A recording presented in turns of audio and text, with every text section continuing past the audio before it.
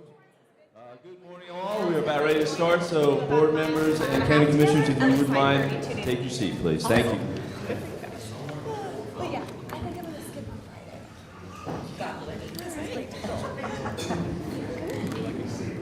Sir? Yes, sir.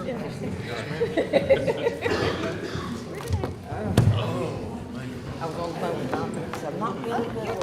He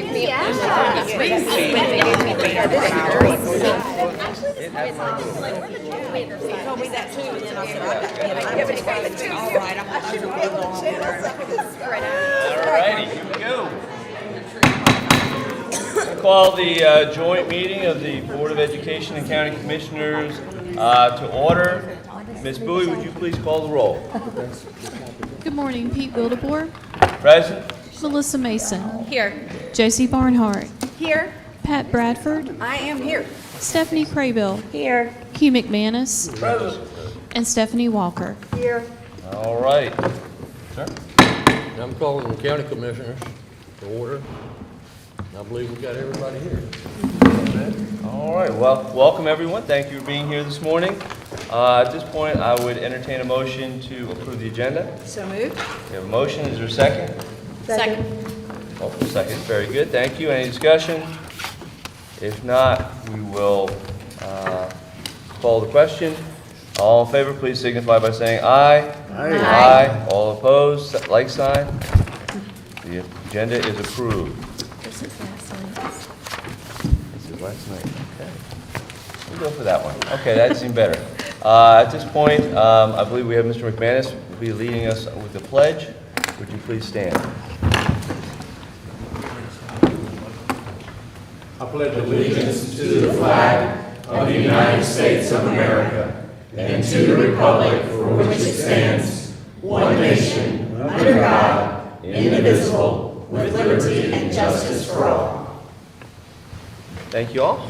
At this point, we'll turn it over to Mr. Anderson, who will be our MC for the rest of the day, I believe. Okay, thank you, sir. Well, good morning, everyone. Good morning. Appreciate you coming out on this morning.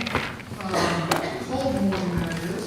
Matt Crawford, I'll be introducing you from Ohio. So if you're looking for someone to blame for the cold weather this morning, I think he brought it with him.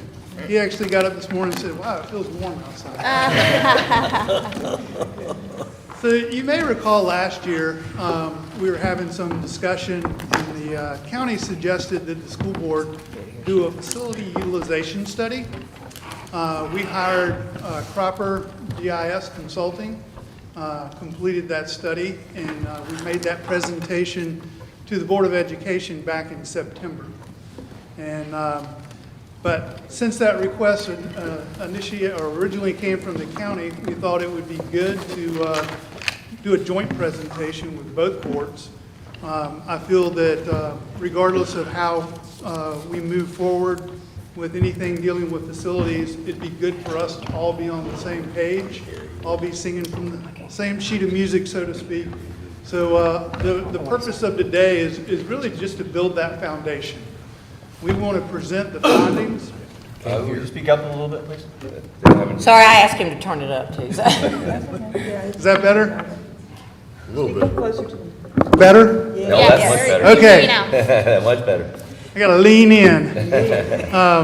Yeah, we really today just want to present the information, answer questions that you may have, and really build that foundation where we can then move forward with some other discussions. So I'm going to turn it over to Matt Cropper. As I said, Matt's with Cropper GIS Consulting, and he's going to present the demographic and facility utilization study findings.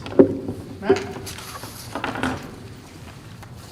Thank you, Mr. Anderson, members of the board, both county and school district. Thank you for the opportunity to be here tonight or today. My name is Matthew Cropper with Cropper GIS Consulting, and I'm here just to give you an overview of some of the work that we've done in the last year and talk about our findings and how that affects schools and facility utilization in this district.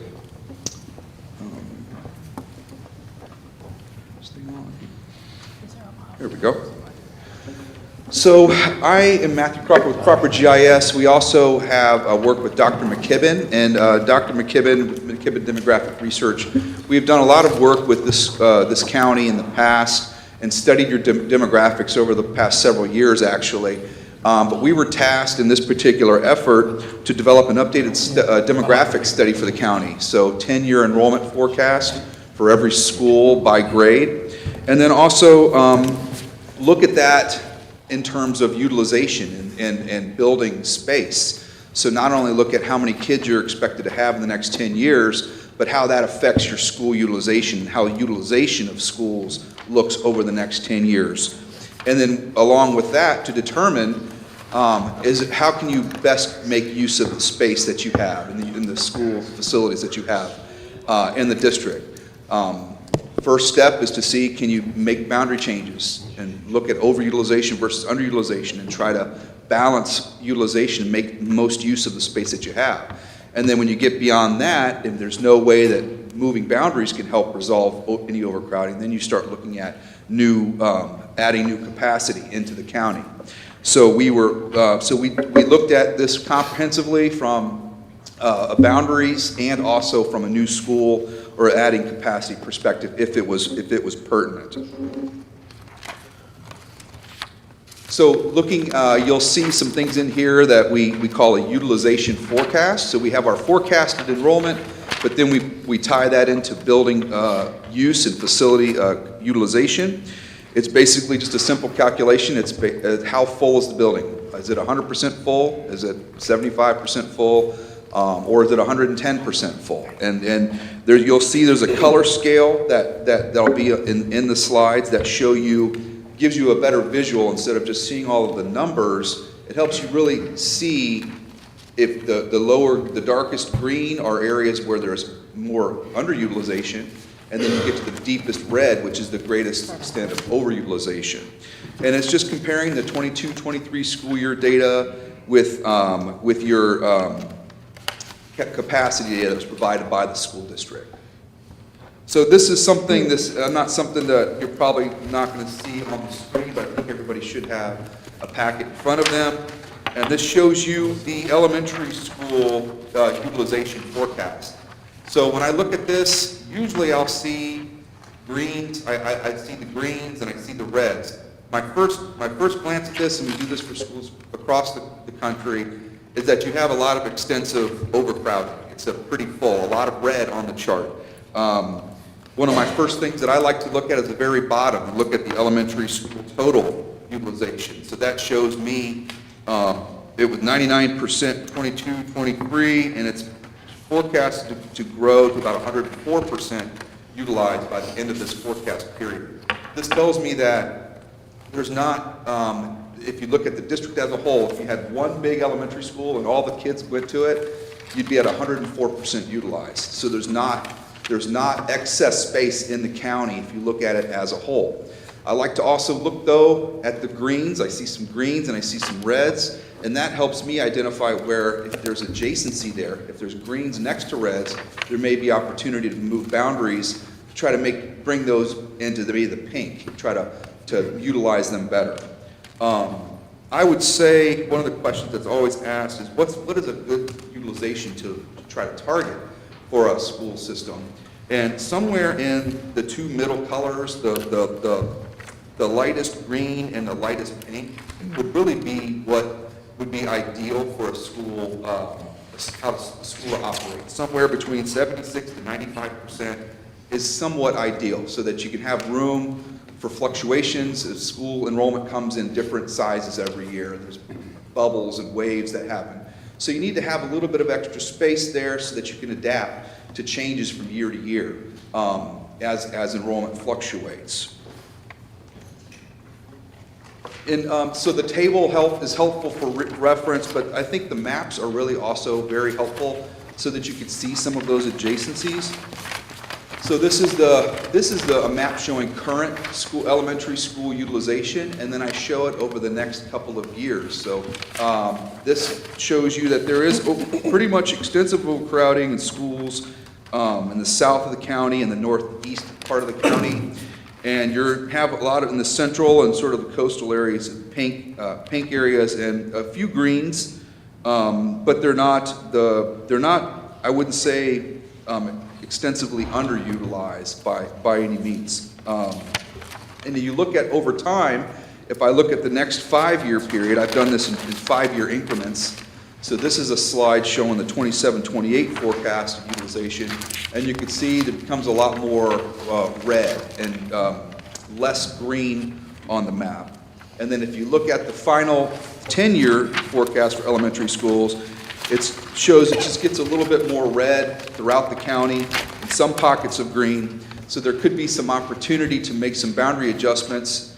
But what the key thing is that when you look at boundary adjustments, you want to try to help resolve overcrowding, but you don't want to move overcrowding to another school and then end up having 2 schools that may be struggling or challenged with overcrowding situations. So, and I have middle school utilization, middle and high school on the next slide. And again, looking at middle schools, you can see, and the high schools, if you look at I always like to look at the bottom, the total first. And you can see middle school utilizations forecasted to remain right around 100% through the life of the forecast. They're already there, and they're going to go up a little bit and then back down a little bit of ebbs and flows. In your high school is the most overcrowded sector of the school district at the moment. It's 111% utilized currently. And that's forecasted to go down, but the drop in enrollment is not going to resolve the overcrowding that exists in the high schools in the county. And you do see some greens in there and some in the middle and the high schools. And so there is some opportunity to potentially make some moves with boundary changes, but all of the ones that are in the green are right in that. I see them in the 80s, 85, around 79 to 83, 85. That's really ideal. That's kind of what you'd like to see in middle and high school running at, to give you that flexibility from year to year. So it's hard to determine to bring those greens off the table by moving boundaries, but you could potentially create other challenges with overcrowding doing that. And then we have our mapping series so that you can see current middle school, and then the 5-year middle school, and then the 10-year. So just a lot of pink in the that's showing on the map, and really just not much room to movement to try to make to try to resolve the overcrowding with boundary changes.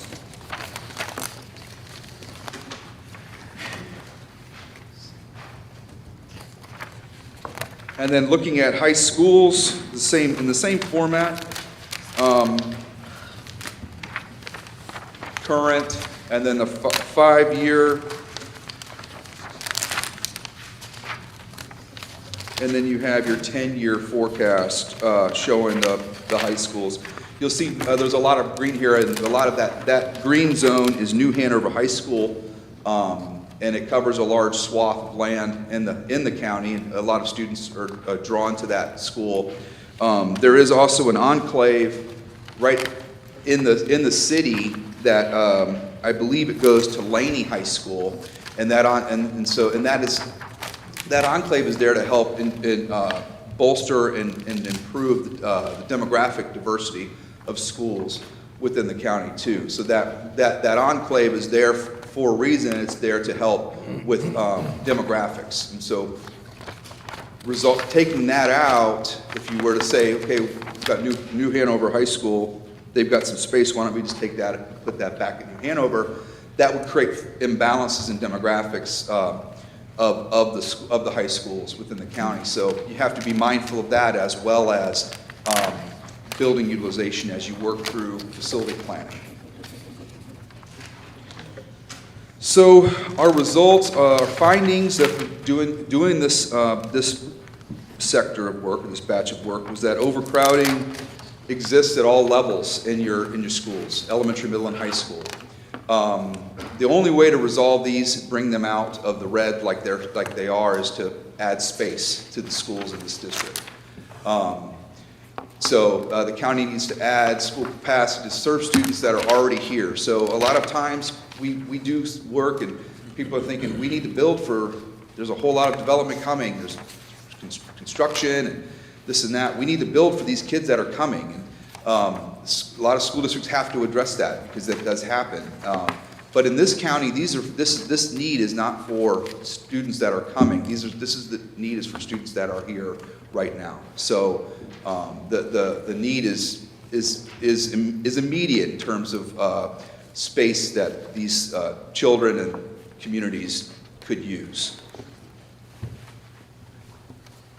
Can I ask a question before you go any further, make sure I didn't miss something? So your numbers are on the projection of the current students enrolled in school right now, or is it on the anticipated capacity, or is it based on the development? I'm just trying to make sure I understand before you go any further. Yes, ma'am. I didn't go into much detail on our demographic study process. Sorry? I didn't go into much detail on the demographic study process, so I'll tell you a little bit about that. The demographic study, what the last year of enrollment that was used for that study was 2022-23 at the time that we did the study. It does account for, it's a full population study. So we look at the population age structure of the entire county by attendance area. And so that helps us identify where areas are aging and empty nesting, where people may be turning over and younger families moving in. We are on top of all of the population study. We look at housing and anticipated housing growth, and all of that gets layered into the demographic study results. So this is comprehensive. It's not just the current enrollment. That's correct. Yes, ma'am. It is the current and then the next 10 years. So do you have any? Is it in here what the current enrollment is? I don't have the current 23-24 enrollment. I do not have that with me. Okay. Yes, ma'am. Before you go further, that, what's the slides that was just in front of us, you said the city enclave, those students are sent to Laney, and you said that if they were picked up and moved back into the city, that would create an imbalance. Can you explain that and flesh that out a little bit, please? Yes. A lot of times when working with boundaries, you have to be mindful of the percentage of demographics in each building. So what is the percentage white, black, Hispanic, and any other particular race? And so I know this because I did some redistricting work for the county schools several years ago and studied the boundaries extensively at that time. And so the area in the city around New Hanover County has a higher proportion of black population. And so if all of the students right around New Hanover County were to go to New Hanover County, you would have an imbalance of the percentages of enrollment by race would be off skew, and you would have a school that would be a very high proportion of one race, and then that would also create challenges at other schools. And so as you look at boundaries, you have to also be mindful of, if at all possible, trying to make sure that the schools are demographically diverse as possible.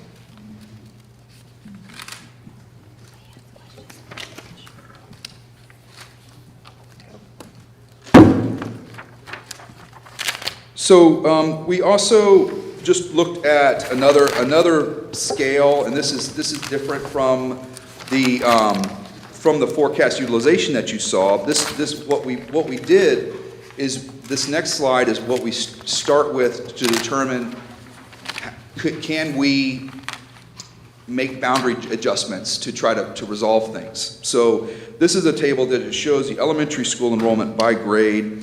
There are a good number of portables or modulars that exist at schools throughout the county.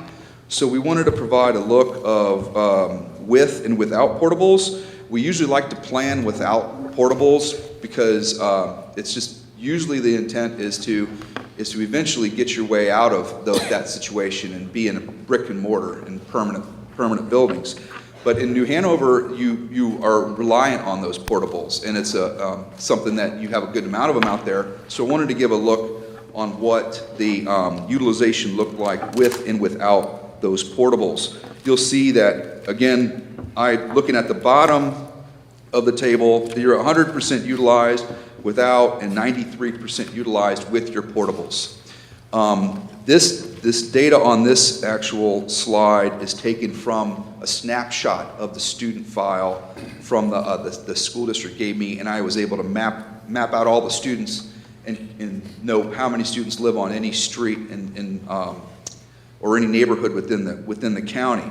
So these numbers will differ a little bit, slightly different from the prior tables, just because the prior tables are official enrollment, and this is a snapshot of enrollment. And as I said, enrollment fluctuates on a daily basis.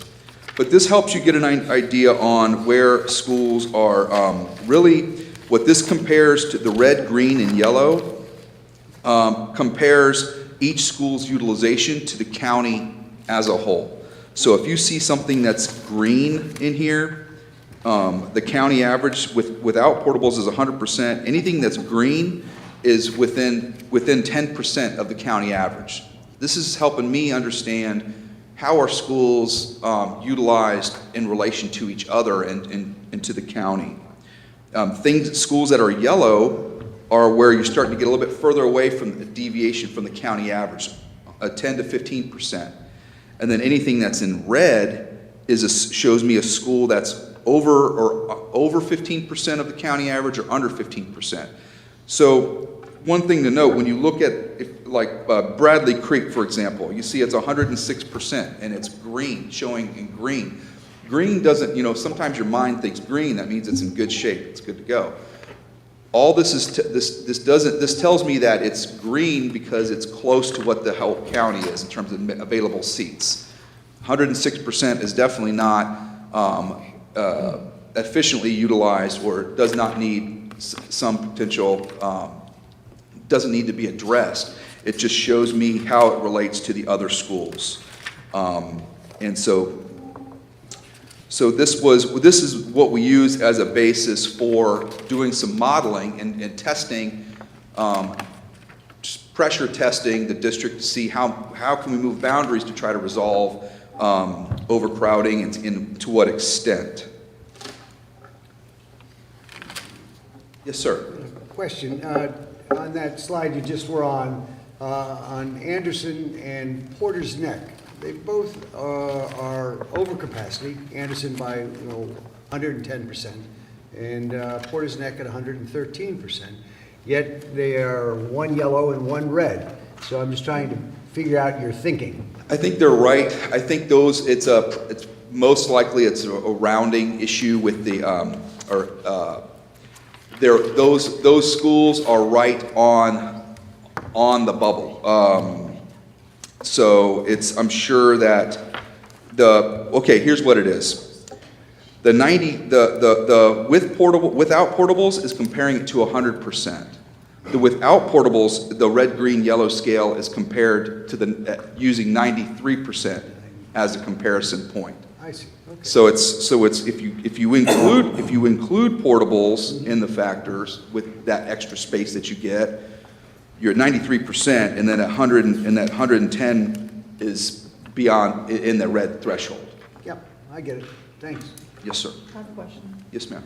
Can you talk a little bit about your point here of the forecast findings? Overcrowding at all levels indicate that boundary changes alone will not resolve issues with schools. Because I think we're all thinking about, whatever we have in a discussion in the future, we're thinking about our overcrowding now. And boundary changes may or may not fix that problem. Yes, I do. In a couple slides, I do talk about facility, some changes to facilities that I recommend that would help resolve the overcrowding. I think I'm going to get there in a few slides to address the questions you have, I believe. Because you were asking me about what do I mean by moving boundaries. Redistricting. Yes, redistricting. Well, that's I know for a fact that just redistricting alone is not going to get you out of an overcrowding situation. We do that, we see that only if you have one particular school or a couple schools in the county that are really overcrowded, you've got a lot of extra space, then you can start looking at moving boundaries to relieve them and move students to a school that has available capacity.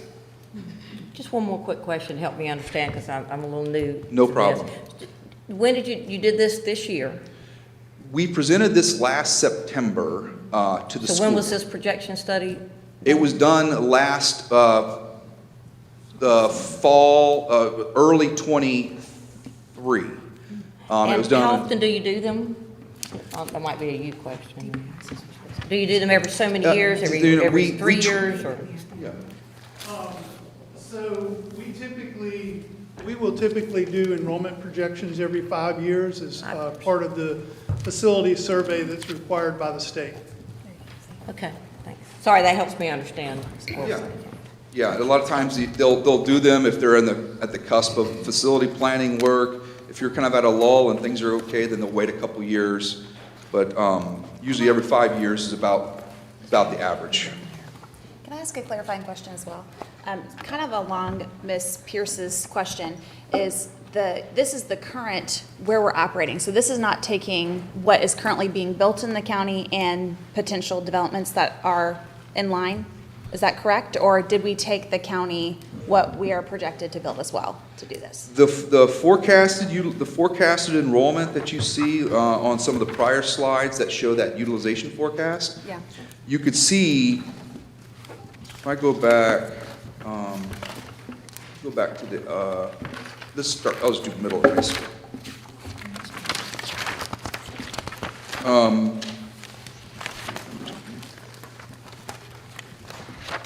Find that slide here so I can see it. So yeah, you look here at this slide, you see middle school 52-51 and 22-23 if you look at the total. And then at the end, in the 10-year forecast for middle schools is 5,315. And these are only schools that have boundaries. These don't include schools the specialty schools in the county. They're not on this list. So, but you can see each elementary school shows you the current enrollment as of the time of our study, and then that enrollment that's projected each school year over the next 10 years. But that's what I'm saying is, did you use the county data of the developments that are happening and what they've approved up until when we did the study back in September? Yes, Or- I believe, okay. yes, the development activity and development potential was accounted for in this study.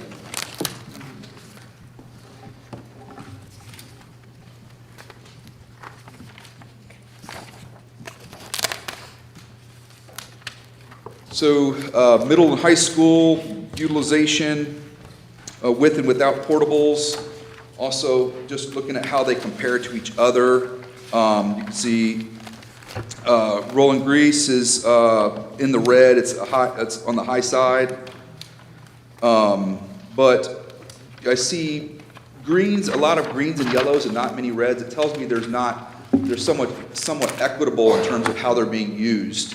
You see a lot of reds in these tables. It tells me there's a lot more imbalance from school to school.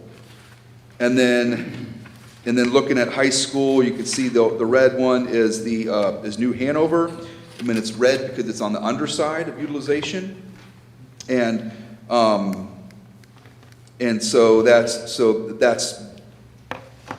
is the why that particular school is showing in red. And then the others are in green and yellow, but again, that doesn't mean that they're not overcrowded. It just means that they're somewhat close to the county average, but there you'll see they're 818, 114, 106%, and the total utilization is around 106, and even with portables, it's about 101% for high school. So after doing this work, just talking with the county, the schools, and said there's just really no way that you can redistrict your way out of the situation here. You need to look at adding capacity to the county at different spots to try to resolve some of this. And so So what we did is started now looking at, okay, how do we layer on additional space? Where do we add space in sync with moving boundaries to try to get you in more into the green or into the pink in this county? So we were looking at the needs to modernize space at New Hanover High School and Masonboro Elementary School, in addition to capital improvements to add capacity.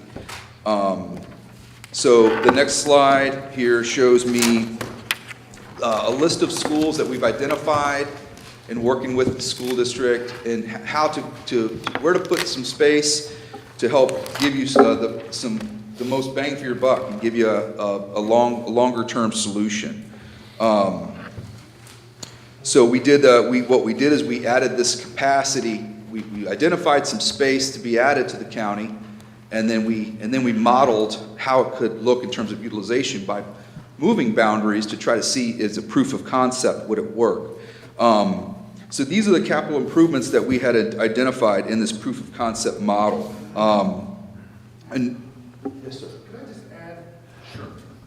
When we get into this next section, I just want to emphasize, we're calling this a proof of concept. And so we had selected a group of schools and potential new school renovations, additions, just to see, what effect that would have. This is not a recommendation. This is not something that the Board of Education has looked at and prioritized these projects. I just want to emphasize that this is just a proof of concept for the utilization study. I think all of these projects are something that they're not a surprise that you've heard about, we talked about, but again, it's not a recommendation. It's just an example for a proof of concept. Yes, and these are in no means a prioritized list or anything like that either. This is just thoughts that we had we're giving you to ways to demonstrate how you can get some relief by adding capacity.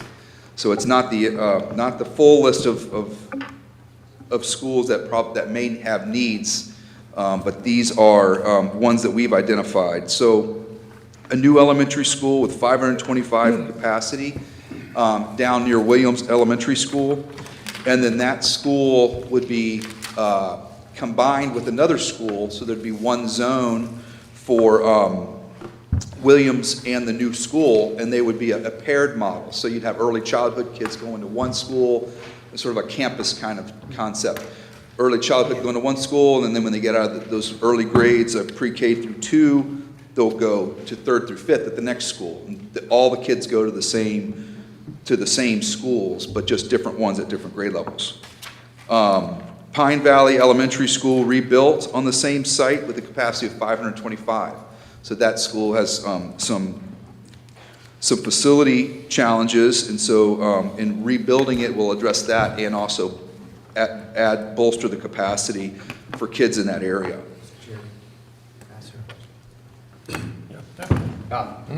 Chris Kudras, Service County Manager. On number 1, where you're building near Williams Elementary, the new school, does that include making improvements to Mary C. Williams, a tear down, rebuild, or leaving it as it is? So the new school reference there would be constructed at River Lights, and you're familiar with the site that the developer had set aside for a school. It's adjacent to Williams with Arrowhead Park in the middle. I think since the last time we were before you, Commissioner Barfield made some good observations about Williams, and the truth is, if we were to build Williams today, we would not build it in the same pod configuration. Right, yeah. So what we're looking at in this study is a complete tear down and rebuild of Williams. And that would allow us to expand pre-K into that area. So Williams could potentially be pre-K through 2 and River Lights 3 through 5. So just as Pine Valley says rebuild, that would be the model for Williams as well. Yes, sir. Thank you.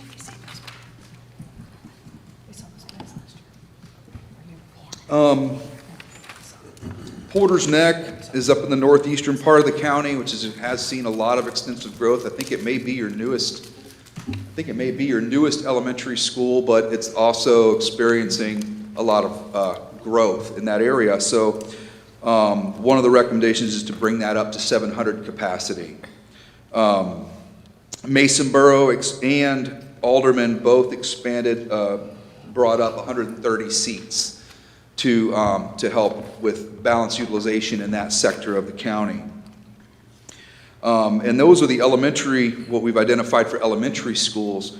For middle and high schools, it's really trying to work with the facilities that you already have to try to make best use of what you've got. And so the thought is to build a new middle school on the C-Tech property for 1,000 seats, but then use Trask Middle School to help resolve Laney High School's overcrowding. So then you could take that building, the Trask Middle School, and repurpose it for high school and bring Laney High School up to 2,500 seats.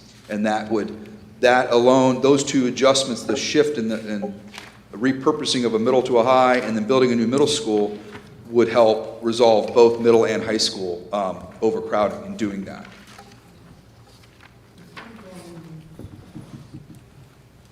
Since the presentation was, or the study was completed and presented in September, one of the things that as a district we're looking at is what are the ideal capacities for our elementary, middle, and high schools.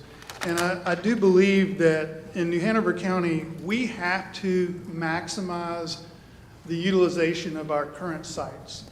The truth is, we've got a lot of sites where we can add capacity. We can do additions and add the capacity where it's needed. So we're looking at the elementary schools. Currently, our elementary designs are for 550 and a 700 core capacity. Core capacity being really what restrooms, media center, multi-purpose areas, cafeterias. And so we know we can accommodate more students in our existing schools in our core capacity, and we can add on classrooms and we won't adversely affect that. So with new schools, we're actually considering increasing that to 650 student capacity with an 800 core.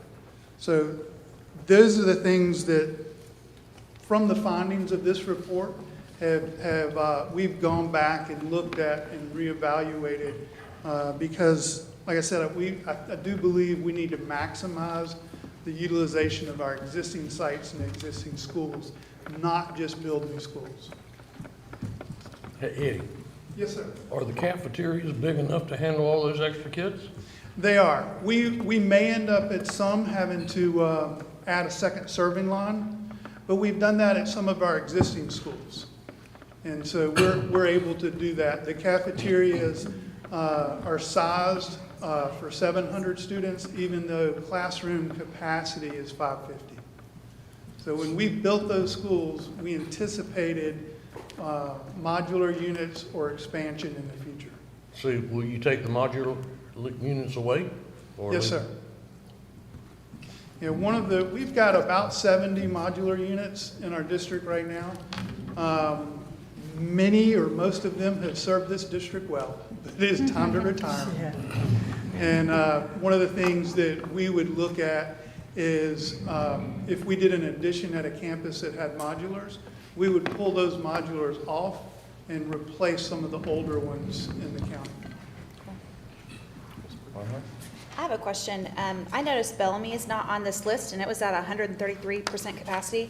I see Alderman is there. Is the thought process, and I know this has not been approved by us, but is the thought process if we were to expand there, that would alleviate some of Bellamy potential capacity? Well, I do believe that expansion with the River Lights and Williams would help alleviate some of the overcrowding.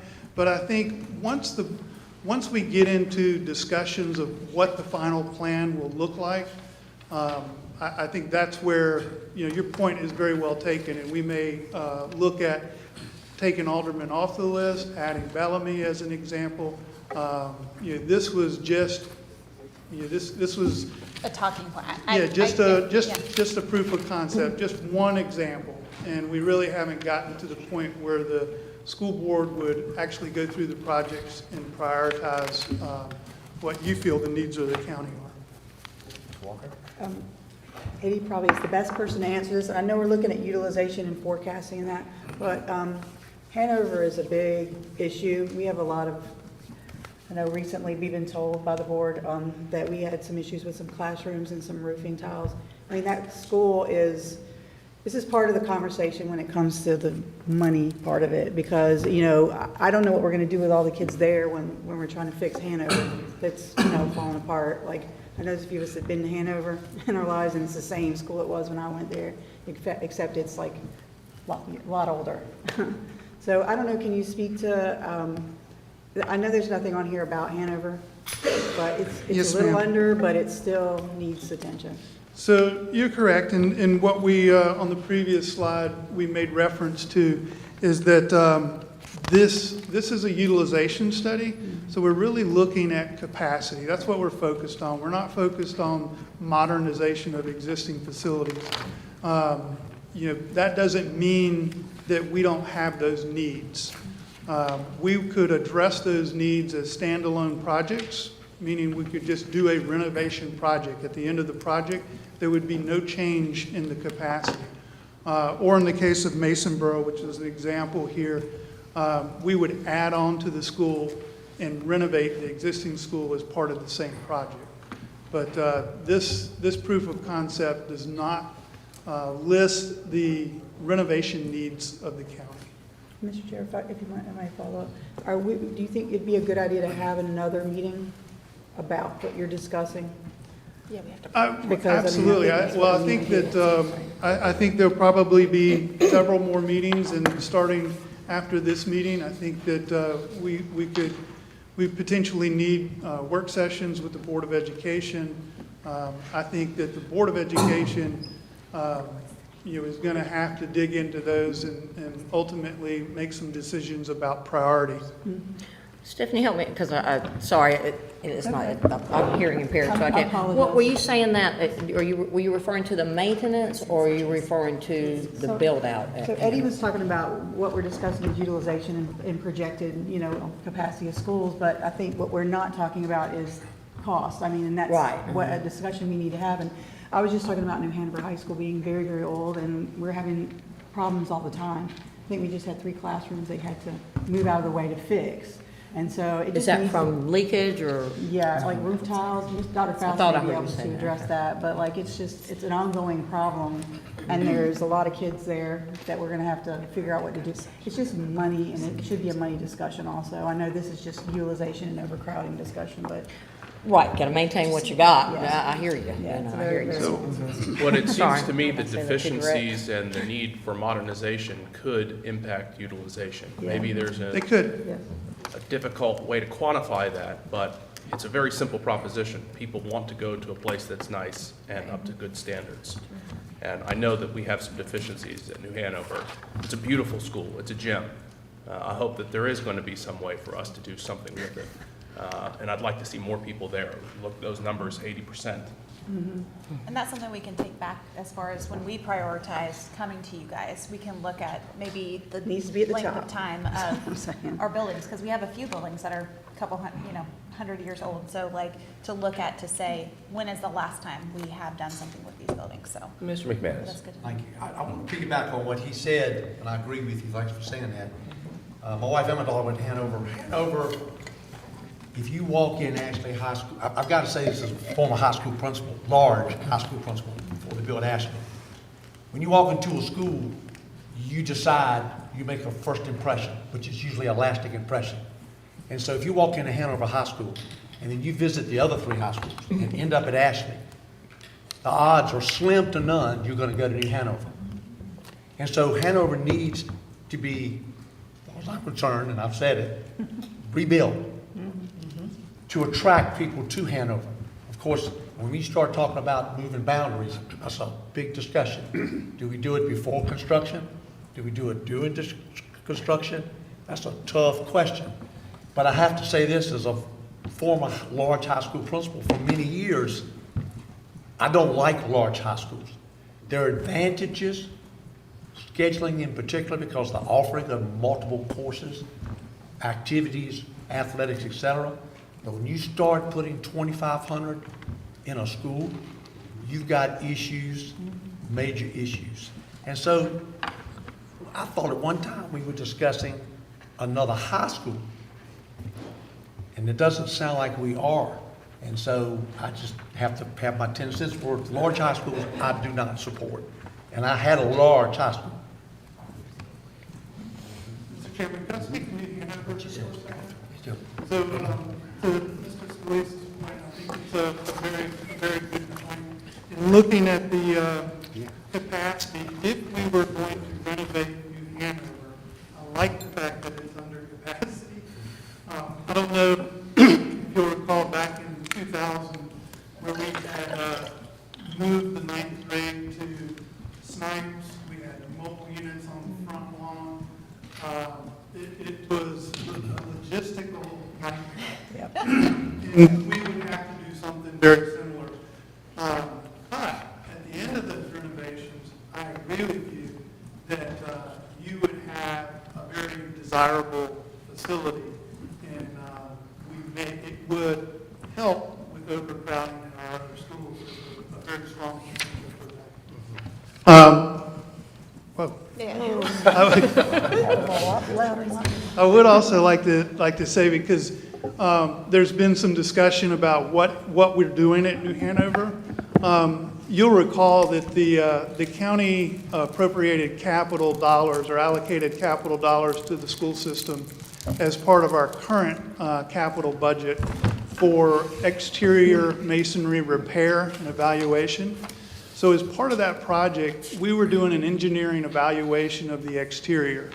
And we noticed that we had some of the terracotta that's on the exterior in one location was really kind of out of alignment. And so as a precaution, not knowing exactly the extent of the damage, we secured the exterior and relocated 3 classrooms inside. And we've gone in, we've removed the sheetrock on the interior, so we can get a good idea of what's going on and what is causing that. So good news is we were able to do that. We'll come up with a scope for the repairs.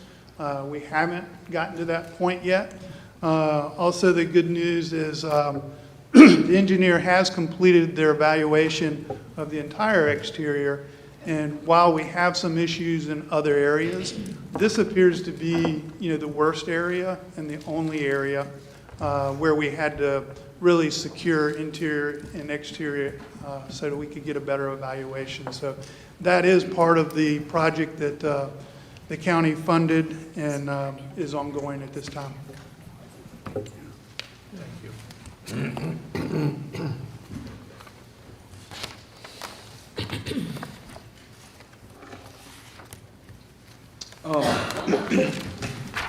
So the next slide in my presentation just shows with the capital improvements or the expansion projects that I identified in the prior slide, how could it potentially look? And really, this is proof of concept, like Mr. Anderson had said, just in one of many options that could be considered in terms of adding capacity. But this shows you that you get, what I look at with this is the green, green, yellow, red scale, and that you get your balance that's needed.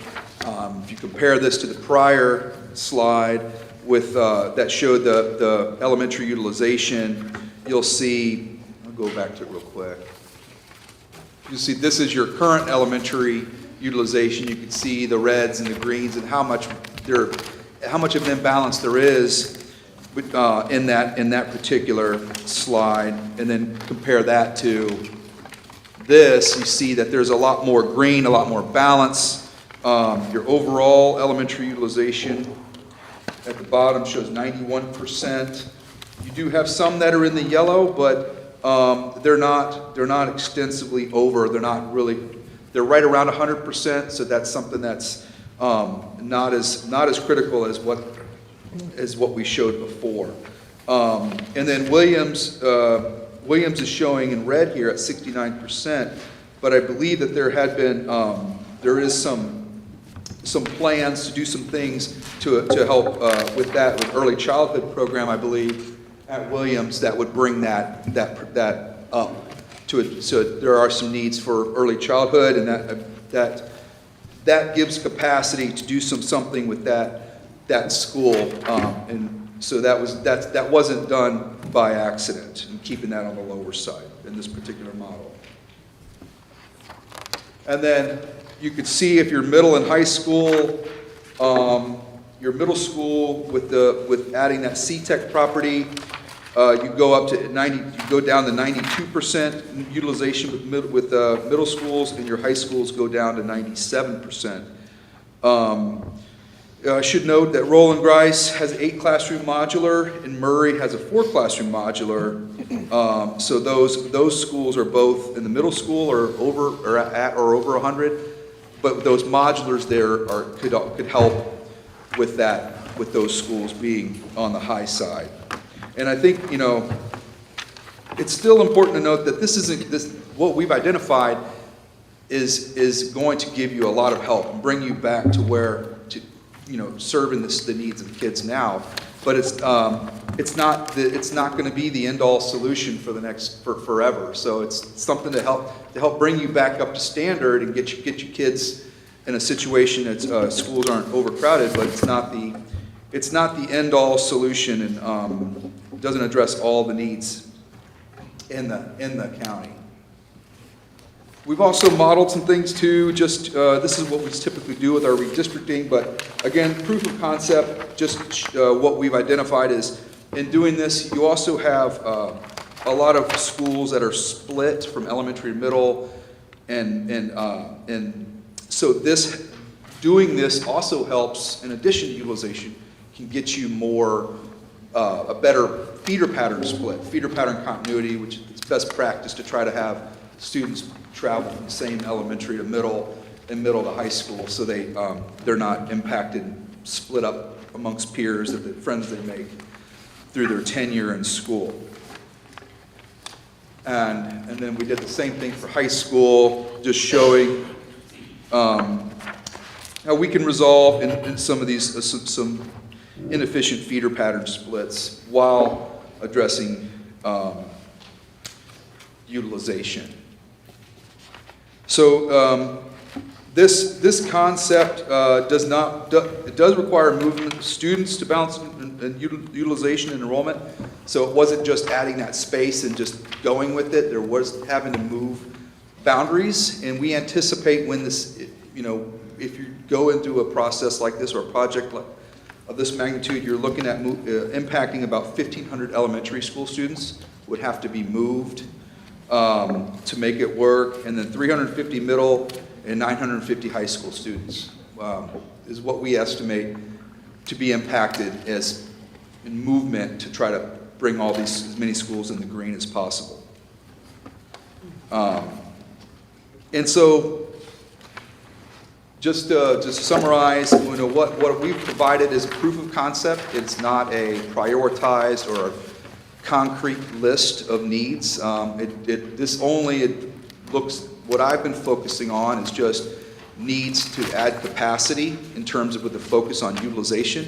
But what I have not talked about, and you guys have mentioned, is the needs of the schools that, in terms of condition, things like that. So I haven't touched or covered anything in relation to facility condition needs and those types of things. And so when it's all said and done and you guys finalize a plan, I'm sure that's when between now and then, you'll set priorities, what needs to be modernized, what do we need to add to, and then you'll prioritize that list.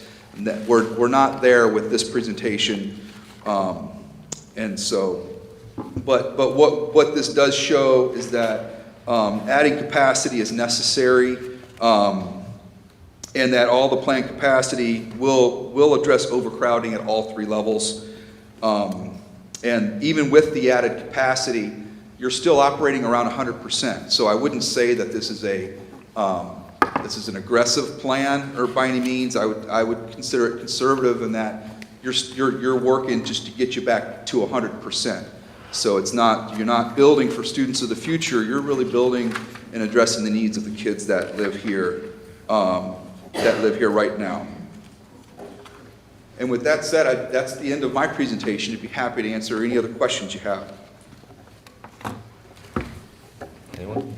I do have one question. Mr. Anderson, you said when you're planning for elementary schools, it used to be a 450 and going to 700 core capacity and moving towards a 650 and 800 core number.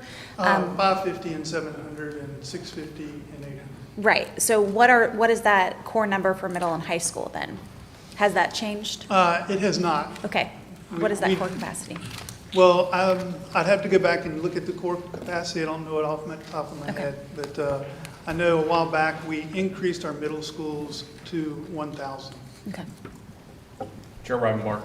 Yes, sir. If we were to pursue all of the items that were listed on the proof of concept, ballpark figure, what does it cost? We haven't estimated that. It's a substantial number. It's a substantial number. Hundreds of millions of dollars. Yes, sir.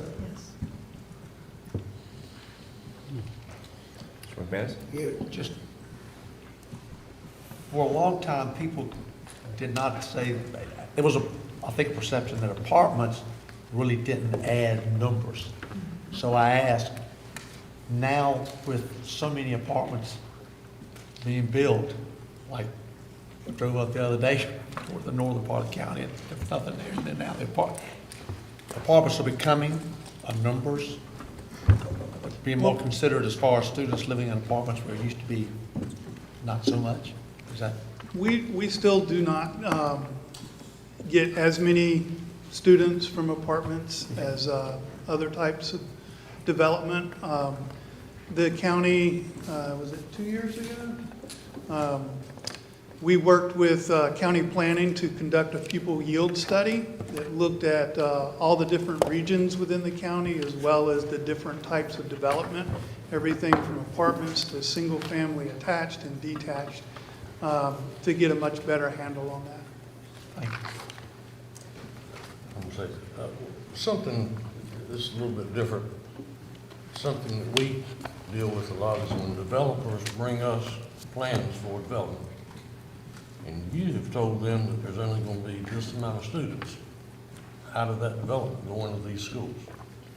But what we would like to know, I think, is let's take all the developments in that region around that school, or those 3 schools, and tell us how all of them, when they're built out, are going to affect that one school. Instead of just one school, because when you add all of them up together, it's a different figure than just the one. That's a good point. We could, I could discuss that with Ms. Roth, and we can try to provide that information when the developments are going for approval. Bill. Eddie, I was just back on the paperwork we have here. I'm just curious, we have on the number of different graphs, the utilization forecast on elementary schools lists 25 elementary schools. But on the proof of concept utilization graph, we only have 22. They, for some reason, Coddington, Gregory, and Eaton are not included. Was there a reason behind that? Yes, those, in the proof of concept, we eliminated the schools that did not have boundaries. Those are open enrollment schools. Wow, okay. That really makes things confusing. We held those schools without boundaries constant, because they're open enrollment schools, and so we really were, when we do the proof of concept, we're focusing on the schools that have zones to try to demonstrate relief, and assume that the open enrollment schools can be controlled, the enrollment can be controlled there, and so it's really not a matter of, it's not as much of an issue as it relates to utilization. I get that in theory, but we're talking about raw numbers here in pure capacity. dropping those 3 schools when you have the potential for leveraging capacity, it really kind of messes with your head a little bit, and the numbers.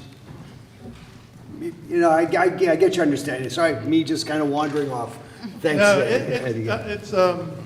it's a good point, and it's not that we didn't consider them, we just kept those schools flat. Ms. Craven? Yeah, to follow along with that question, have we given, or would we consider giving any look to changing the location of those open enrollment schools? Because perhaps we could use the buildings more efficiently in our populations. I mean, if people like because 2 of them are year-round schools. So if parents like the year-round concept, then in theory, one would think they would send their children to wherever the year-round school is being offered. So is that something, and then of course Gregory, is our immersion program, but same thing. So can we give a look at that?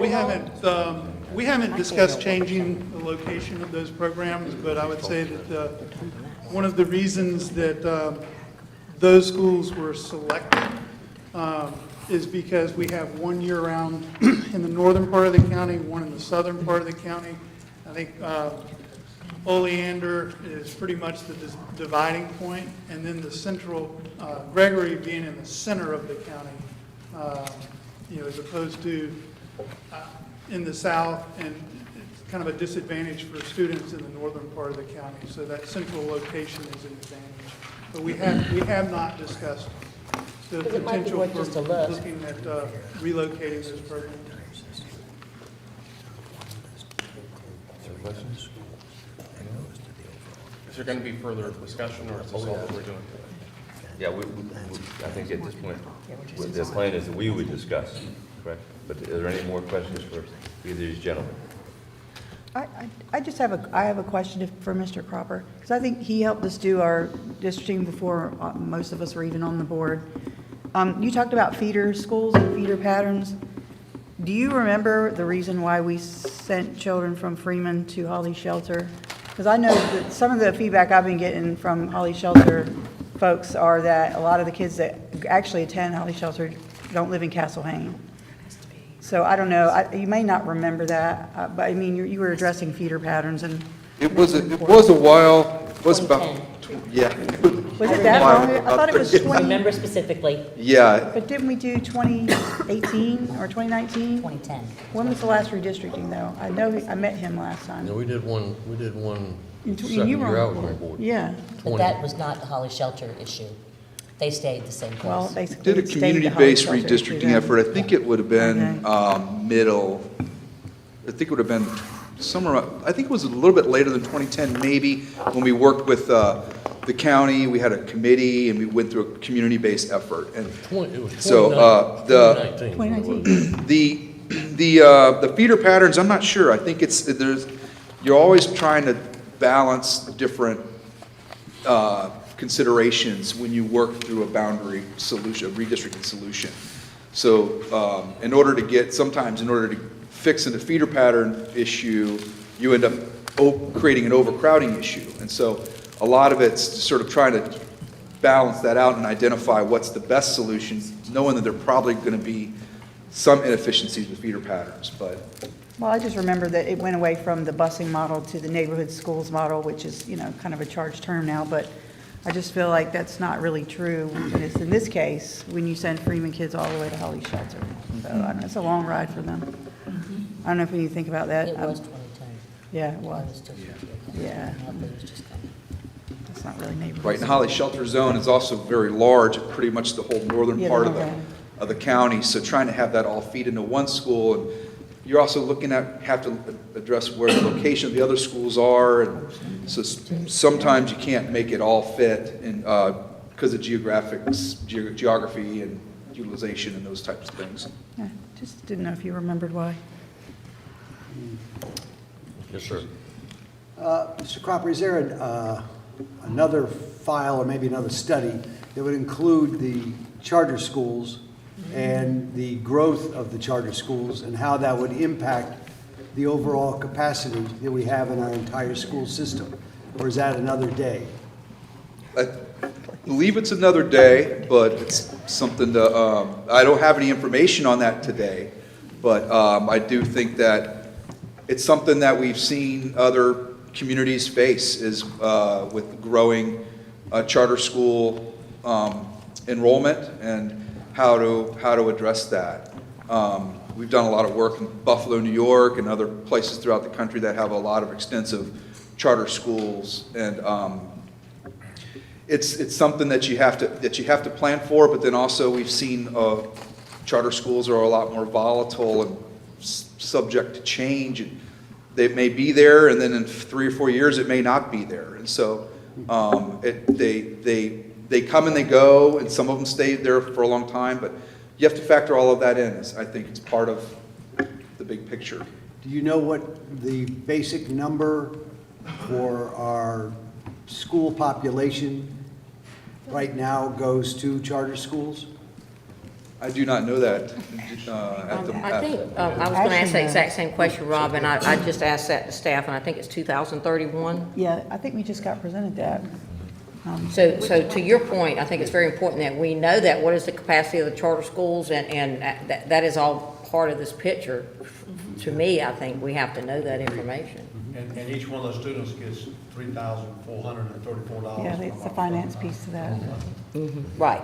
So that's about what? All the children get that money, not just public or. What is often said, and it's a little confusing, is that charter schools are public schools. Right. And then the devil's in the details, so it's confusing to myself. I don't know if the other commissioners, we hear one thing and then all of a sudden there's a slightly different thing, like you just said, Hugh, that, they get. If you're domiciled in the county, it comes out of their fund balance, is my latest understanding. So a lot of kids that live here will go to a charter school that's across the line into Pender County and or Brunswick. Yes, sir. Ms. Bradford? And to add to that, we've just allowing virtual charter schools. So that's another thing to throw into the mix as you factor. But opportunity scholarships, has that been factored into this? Everything's changed now. You get the same thing. I was like, I feel like that's beyond his scope of. And I hate to throw this in the mix, but I think it's important for us to know how many children are being homeschooled in New Hanover County. I mean, this is the whole comprehensive thing that I think we need to look at. Well, with the opportunity scholarships, they're going to be able to take that money and go wherever they want, as long as there's capacity. Right. It's going to change the whole demographic. You don't want to leave out the private schools either? Yeah. Because they're busting into seams, if you can afford it. I can say that the forecast, the enrollment forecast you see on these charts assume that the charter school enrollment and homeschool and private school are going to remain relatively constant. That we're not assuming extensive growth in charters. So if something happens and you have an influx of charter schools coming in, I mean, that can impact our forecast or statewide policy changes and open enrollment, those types of things. And we see those things happen in other states, and they can have an impact on what we're expecting for enrollment.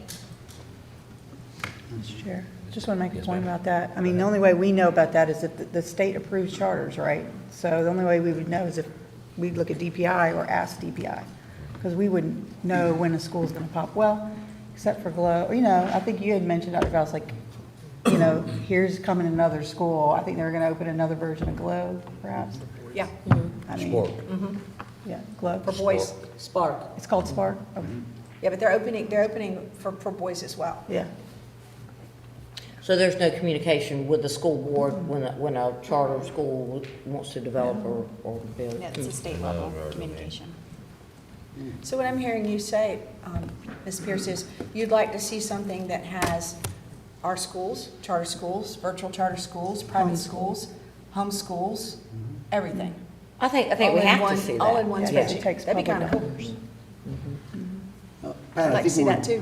When we're talking about capacity, we need to talk about capacity and, and then layer in the utilization. And we're only seeing one piece of the puzzle here when we're looking at the schools who are on this one chart. I agree with Ms. Pierce that. You can call me Leanne. Okay.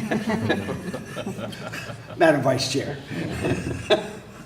Good. So, and I agree with you, it's a piece of the puzzle, and is the attrition that we're losing students to these other places that we still have to fund through the county, is what we have to look at. I think, Mr. Chair, when we were presented from our CFO, and she talked about how it's flattening with charters as well. Yeah. It's not, I think we've gotten to where we've lost some, but it's not continuing the loss at a great rate.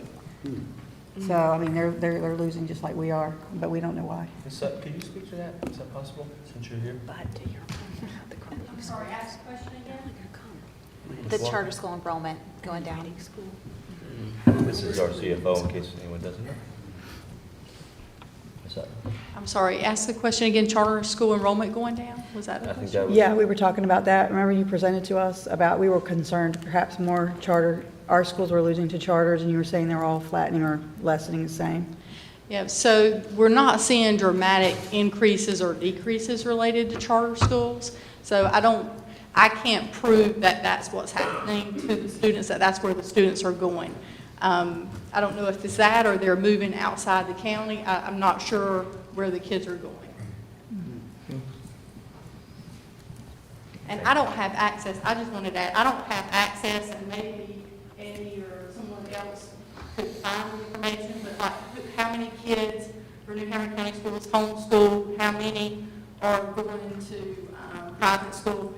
We don't get any of that information, and I don't know how to find that information, but we could certainly try to look into it. But as far as accessing it, like going back to the office and accessing that, I don't know where to find that information because that's not given to us. Thank you. So just curious, before you leave, what is the reporting, there's got to be some reporting agency, maybe it's the state, or I don't know, like the public schools have to say, John Smith completed this grade, and so they have to turn in their numbers to somebody. So we can reach out to Department of Public Instruction to see what information. I know on their website they have a list of different homeschools in the county, but they don't have on that website how many of our students are attending. So we could definitely reach out and see what we can find out. They have to report to somebody for each year. Yeah. Okay. So we do. Thanks. Thank you. Okay. Mr. Anderson, I would ask, so what would you say are the next steps from today? I believe that perhaps a board work session to start really digging into that proof of concept and determine what the board's priorities are going forward. Eddie, are you suggesting that a board, just a board or a joint? Yes, meeting? ma'am. Okay. Thank you. Barnhart? Mr. Chair, while we have the commissioners here, I would love to get some of their feedback as far as priorities. I heard about some concerns about current maintenance of facility use, but I think that would help us when we do our work session to kind of prioritize, to hear where some of your concerns, if it's at a specific capacity level with elementary, middle, or high school, or specific school facilities.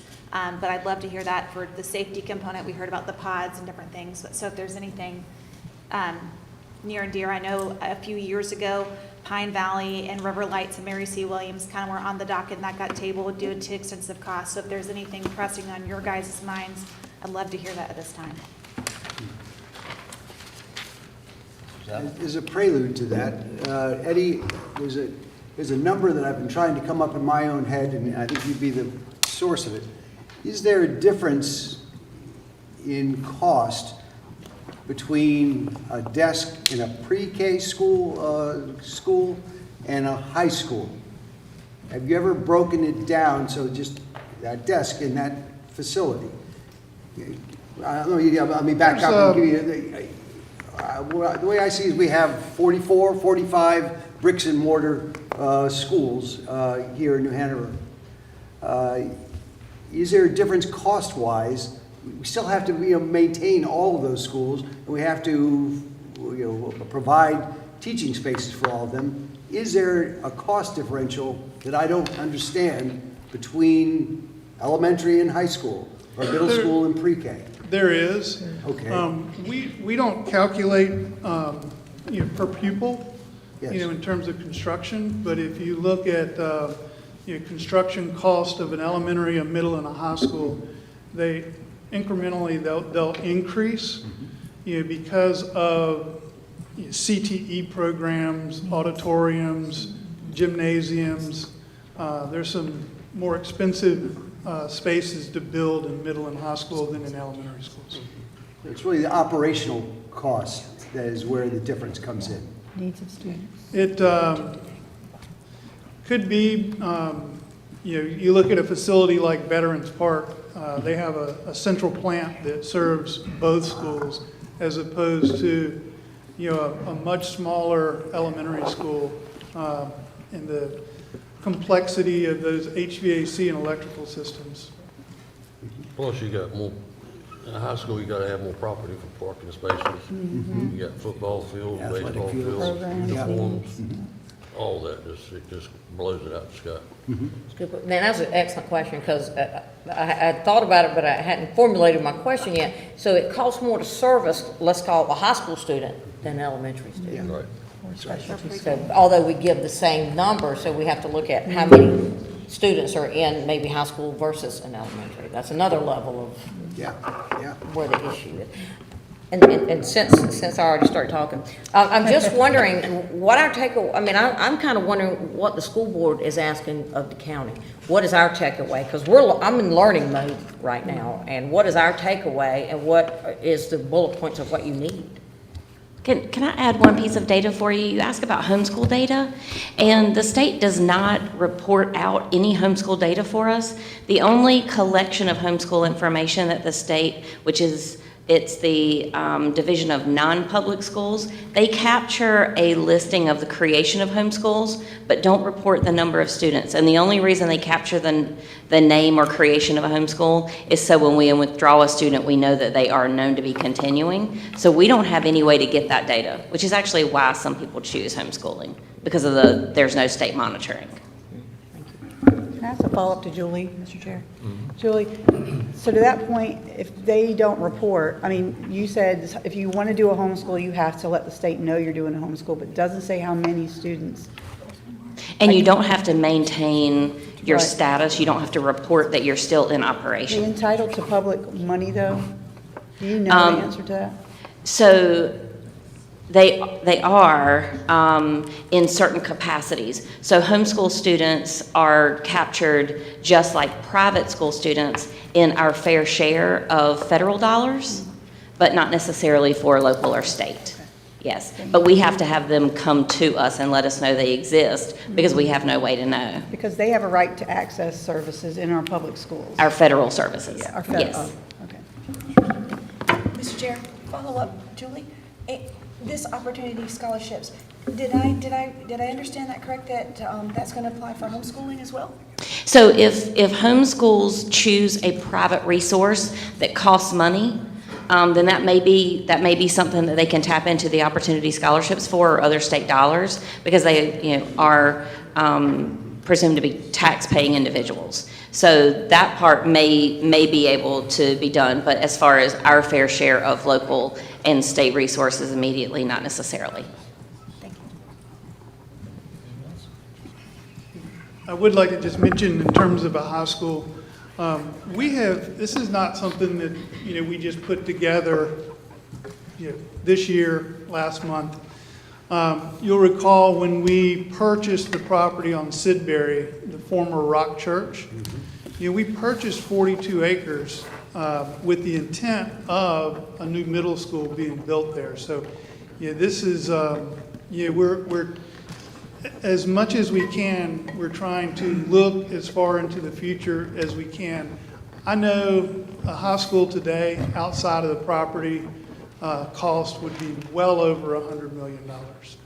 And so we really have been, looking or focused on the utilization of our existing schools to the best of our ability and not building, new schools as much as we did in previous bonds.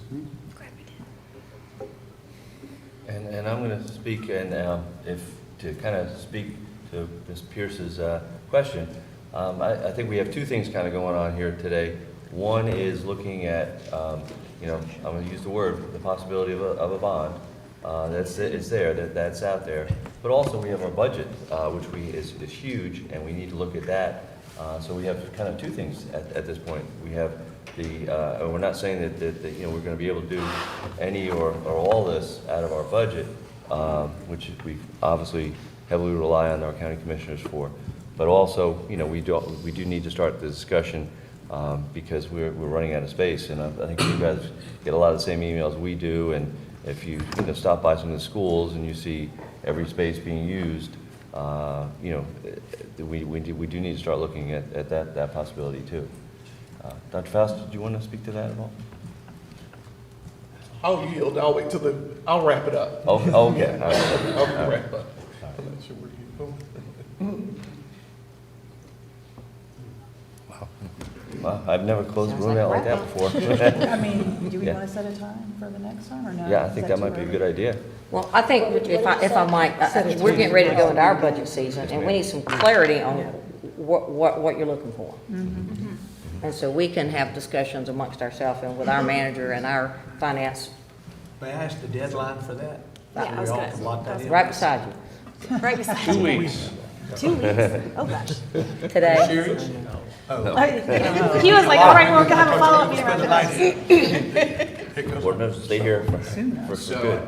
if I may, so there's probably two answers to the question. I think it's, how are we gonna prioritize and what are we gonna address in the FY '25 budget or plan in annual budgets for the next several years versus those items that rise to the need of having a bond. And there's a much, believe it or not, much shorter timeline to work on that, to put together what a bond package would look like, assuming it were this fall.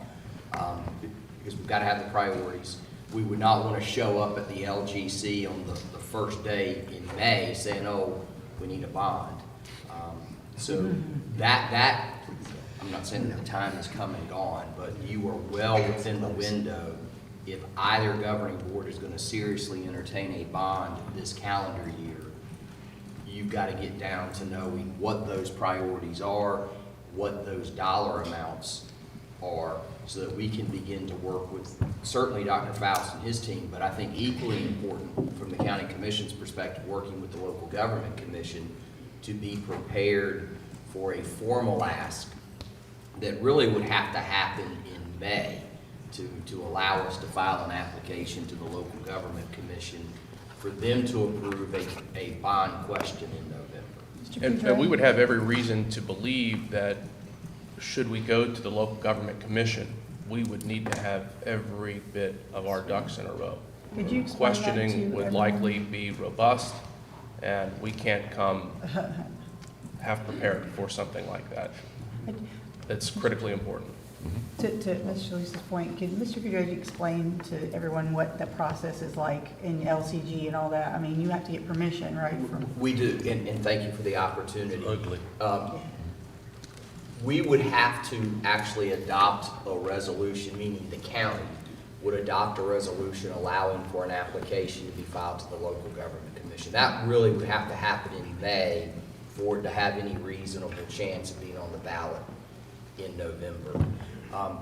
The right thing for us to do would certainly be to communicate with the staff there well in advance of a public vote asking for an application. And to your point, the local government commission would then have to approve New Hanover County putting a ballot question on the ballot. It's just not a unilateral decision. We want to do it, therefore we will. The LGC would have to allow it to be calendared. Assuming it were to pass, there would still be another approval from the local government commission to actually issue any debt that the voter approved. So they have to say yes to put it on the ballot, and they would have to say yes anytime that the county commission would go to issue any amount of the debt approved by the voters themselves. I hope, Ms. Walker. No, good timeline. I mean, that just tells us how quick we need to come back together. So, I mean, I think our chair talked about us getting back together, or Eddie, and then we could to vacation again. I mean, February, March, April, it's like 4 months. And then, sorry, go ahead, Pam. Ms. Barnard. Yeah, I was just going to say, speaking to that, I think what the good thing about this is us all coming together to talk about the facility uses is we're all on the same page of understanding that this is the data that we're seeing. So we wanted you guys to be prepared with the data being seen too. But I got out my calendar because I said from feedback, it sounds like we need to get together to prioritize to help present to you. But I guess with the next step after us, would you want another work session or a formal county commissioner meeting to present kind of the concerns that we prioritize? So, Mr. Chair, if I might make a comment. For me, to be able to support any kind, I have to explain to the citizens why we're going this route. So I would need, it's numbers. Right. It ain't how you feel or all that. It's about the number of students, the capacity, and what kind of money are you asking for that you think we need to address. And it would have to really be detailed into some type of a budget. What would you do with X amount of dollars if you got it, and where would it go? Because we wouldn't have that kind of, the county commissioners, I understand, would not have any control over that money, correct? So the county commission, while the ballot question would not specify what projects are to be funded, when the board set up, and it did this with the 2014 bond, it approved projects by category, and so the Board of Education would have to complete that project before it could use that money somewhere else. So there is some relationship that the county could ensure certain projects, if that's what we're promised, are completed before the board moved, meaning the Board of Education moved to another set of projects. But there is no obligation if collectively both bodies say, these are the 6 projects we're gonna do. That's not gonna, number one, be on the ballot question, and that's not actually binding. But that's where you sell that to the voters. And that's exactly why I asked that question, because that's what they're gonna wanna know. If we vote for this, what are we getting? And you could structure the order between both governing boards to say, these are the projects that are gonna be funded, and money can't be moved out of this project without the awareness and consent of the county commission. And it's been a little while, but I remember fundamentally that's how 2014 was set up. Ms. Craybill? Yeah, to all these questions, I mean, we have a calendar, don't we, Dr. Faust, on a budget approval process. So we're still in the middle of that ourselves. So I think it's kind of premature for us to come and say, hey, we want this, when we don't even as a board know quite what we're going to ask you for. Like Dr. Faust and his team is working on that. So I would say we should just look at our calendar that you have already presented to us, and stay the course there. So yes, I can. The 2 questions that were asked. So yes, we're in the very beginning. So this year, as of course the media has reported, we are doing a zero-based budget. Every department is having to go through, and what happens is, I'm superintendent, but when it comes to the budget side of it, it becomes a business. So I'm really looking at return on investment. So what was the return on this? What was the return on that? And yes, there are some things that individuals hold dear to their heart, but not everything that you hold dear to your heart is a positive return. And so we have to really look at the return. So it's going to take us a minute to get through that process. Although I know on the other side, we're looking at what is the funding source, or not the funding source because we know it's the funding source, but what is it, the need? So that portion of the operating budget will run a little bit differently this year. However, on the capital side, that, we need to move the capital side to expedite that time so that we can get information back to you. We can definitely do that. Or if it's not down the word or the concept of talking about bond, if not bond, then what? So there are other options. Are there other options, other roads that we can go down that would not? I think those are up for discussion. And so I think we can definitely present and bring forth, this is the utilization study, this is the need, the concept, we can talk about the concepts of what we would want, and then go from there. So I think there are two passages that we would have to talk about, one being operating budget, and the other could be capital, or is it bond? So those are my. So when do you think you'll be there? So as far as the operating budget, we will be starting our full departments. We just got through the board last week, and I've done finance. So we have 6 more departments that I've got to get through. We can expedite that time. Our goal, and I spoke with Ashley, would be middle of February to be done with our operating, so we'd be able to present. As far as the capital, we can present a capital,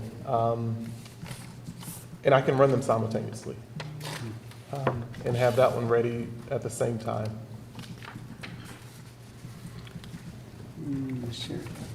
Chris, could you remind us what the debt capacity, what limit, or where are we at with that? I can remind you of the parameters on your debt policy, but where we stand today on how much you can issue, I don't have committed to memory.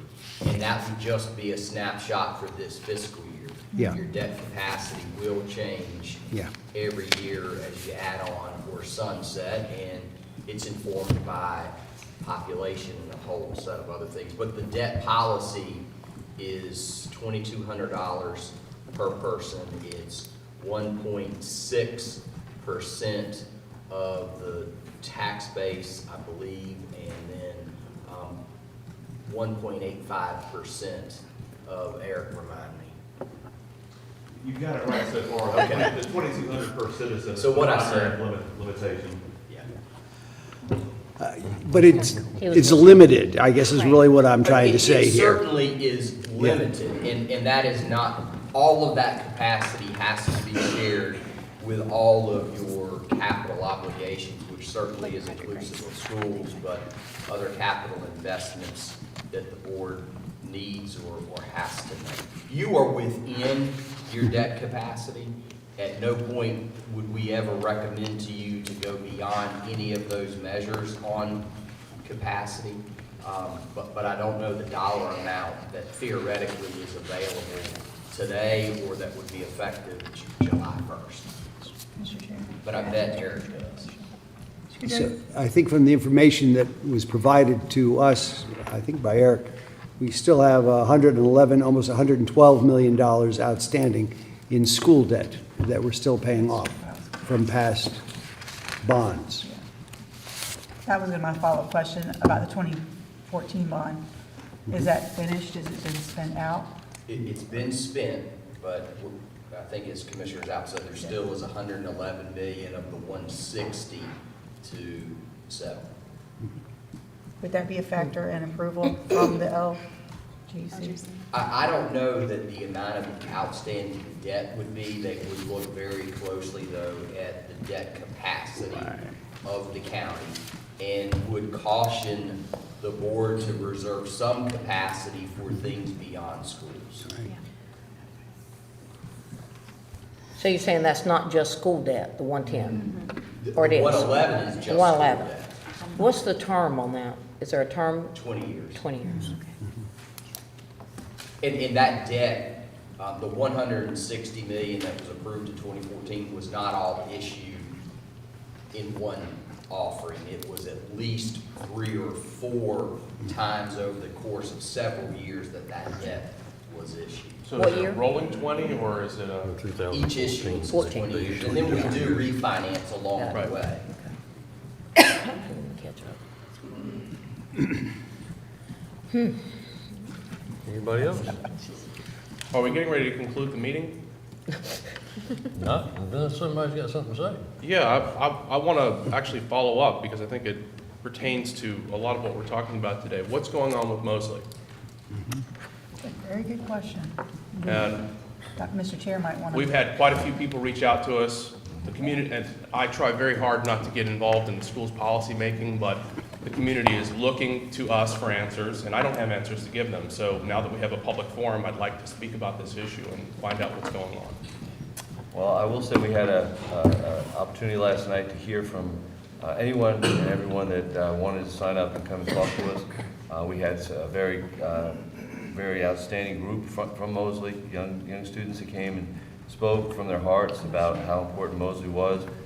We are looking at every avenue. We have not made a final decision on that. Things even like whether it's a program or whether it's a school, it's still up, for debate.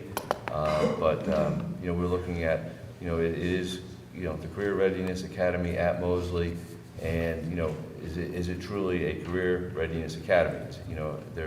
One thing that was brought out, and I don't think Dr. Faison's here, but Dr. Faust, would you be able to share that, or ask her to share that presentation with all the county commissioners? Because there's things that go on, like, the CTEC, for instance, has a lot more opportunity for students to, go through a career readiness situation. So we're looking at all those things.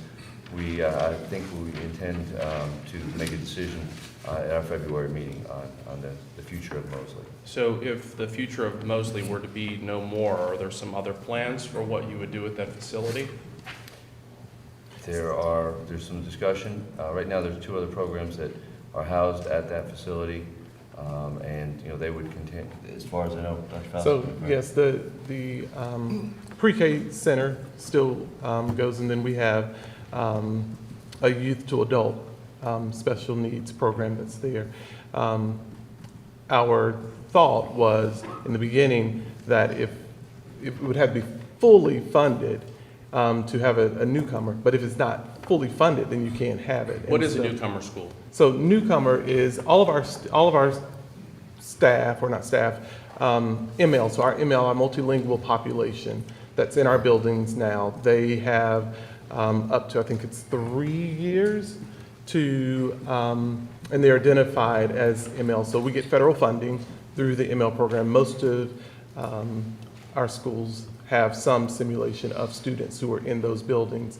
What we would do is have those students who wanted to come to one facility, because teachers are serving them. We have ML teachers in our buildings now who serve those students. So they come there, they would do, and then they go back out to their primary campus. However, I mean, again, like I said, those students are already here in our district. We receive funding, federal funding from them, state funding from those students. One thing I liked about Mosley, Dane, was, and I'm sure all of y'all have done this, anytime a child is expelled, they have the right to come before the board, it's like a court, and explain themselves. And we had several situations when I was on the board that it wasn't exactly like it had been explained when it got to us. And we sent several kids to Mosley as an alternative. Sure. And to get away from the kids at the school they were at. And most of them are successful. I like that school. Well, what I like about Mosley is exactly that, Bill, and I like that it takes care of the kids that are in this community. What I'm concerned about whenever it comes to a newcomer school is that while it's very important for us to look out for all people, including migrants and refugees, I'm concerned that if we place a newcomer school here in New Hanover County, that it is going to attract a larger percentage of migrants and refugees to our community. And that is something that directly impacts the decision-making at the commission, because we have to make housing decisions. We have to make other decisions related to people who come into this community. So I think that the school board needs to take a very hard look at whether or not a newcomer school is a good idea for this community. I have severe concerns about it being a good idea for this community, and I hope that you will look very hard at that before you decide to move forward with something like that. So a correction, J.C. Rowe is still in effect. That's the alternative school. Mosley houses about 62 students who that's part of the choice program, so they make a choice to go there. But I mean, I remember if a kid didn't show up for school, the other kids would call them up, want to know where they're at. You need to get to school. And it got to the point where they just went to school. Yes, sir. I don't know if you want each board member to share their 10 cents worth, but it was road. That's why I was going to say that. We have a handout about Mosley, you might want to take a look at that, when you look at it.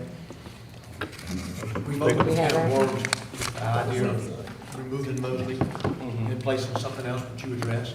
If you look at this chart, every single high school, including CTEC, offers career technical programs where the kids get certification. So when they leave, they at least have some certification in some type of career tech arena. Mosley does not have any of that. There's no career tech. It's a can of worms. It's 1 point, am I correct, $3 million to continue to fund, which is another part of our budget this year. The school candidate, we open the door, share that. And so, is it advantageous to keep it and spend 1.3 for 43 students? Correct me if I'm wrong. Or do we consider sending them to another school, or their program to another school, or leave it as it is? Well, if you've got immigrants or whoever, I've got. I'm not supporting Aller, I'm just telling you where we are. I got a lot of emails from the Latino community. So if that's what happens there, who's going to pay for that? That's right, we don't have the money. Well, hold on. Walker? Thank you. We're trying to do this in order. I would just recommend to any commissioners here to watch our meeting yesterday. It was only a couple hours, maybe an hour and a half. That will tell you everything you need to know about the debate behind Mosley. You know, we were given information, but, you know, there were a lot of questions that were asked to push back on some of it. And there are some of us that, you know, wanted to give a little extra time. Ms. Bates made a motion about that, just so we can, as a board, come together and figure that out.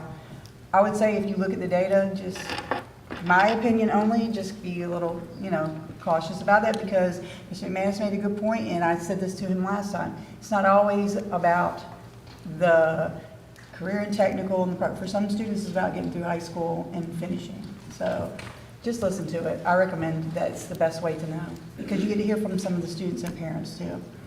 We're looking at a lot of different possibilities too. You know, keep Mosley, you know, get rid of, you know, close Mosley and CA, you know, the Career Readiness Academy at Mosley.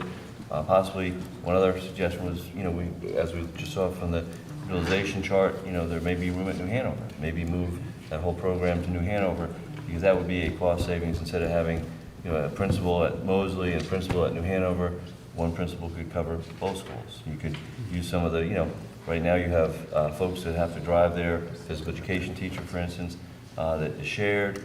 You would have physical education teachers at New Hanover that could be utilized. So, you know, that's another, I'm not saying that's what we're going to do, that's just another possibility. Mr. Chair, could you share with them the consensus of what happened last night at the board? We voted to extend the timeline. I don't think they know, so like the recap is kind of what she just said, of just so that they know where we're at. But we understand we have to present you a budget, and we're down.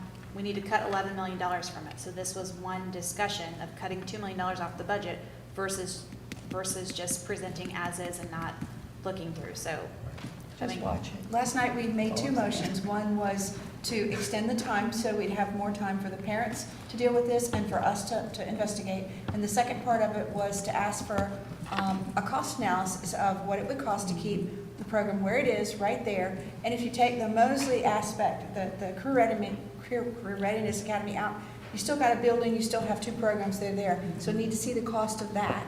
And then the cost of taking it and putting it in another school, a school within a school, what would that cost? What would the cost savings be? So we need those three things to be able to make up our minds. But we bought a little bit of time with the first motion to extend the time requirement for the parents to apply to another school.